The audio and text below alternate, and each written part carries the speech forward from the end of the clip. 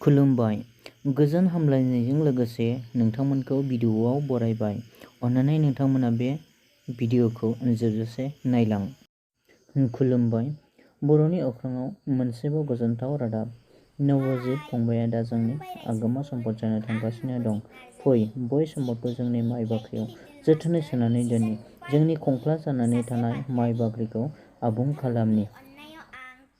D little master season 5 TV श'आव नबजितआ गावनि रोंग'थिजों जाज फोरोंगिरि, गावनि बिमा आरो नायगिरि बयखौबो मोसानानै सोमोनांहोनो हादोंमोन आरो बयनिबो मेगनाव मोदै गहोनो हादोंमोन। बेनिखायनो अनथाव बाथाव आगोमा बर' गथ'खौ फै जों बयबो अननानै मदद होना भट होनानै देरहाहोनि। गोजोनथाव बाथ्रादि बर' हारिया दुखुथिया हारिब्लाबो आथिखालाव दावगानायनि गोदान लामा लाबाय। नंगौ, थारैनो बर' हारिया फारफ्रोमबो बिथिङाव दावगालांनायनि सम जामारबाय। जोंहा बर' हारिनि मुंखौ मुलुगनि गोजौ सारिनि मासियाव जायगा आवग्रिनानै होनांगौ।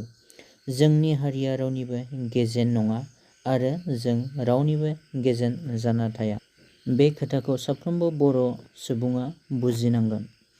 बेनिखायनो फै जों बयबो नबजित फंबायखौ भट होनानै बयनिबो सिगां सारियाव दोननि, सेथि मासिनि जायगा आवग्रिना होनि।